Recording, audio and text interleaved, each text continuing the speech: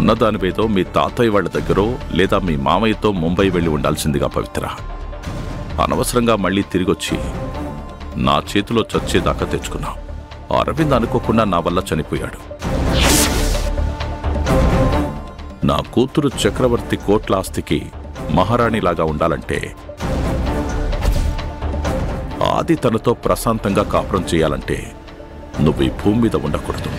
నీ ప్రాణాలు తీయక తప్పడం లేదు.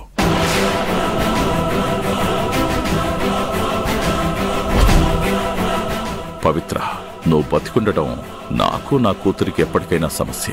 నిన్నిప్పుడు ఈ నిద్రలో నుంచి శాశ్వత నిద్రలోకి పంపిస్తాను.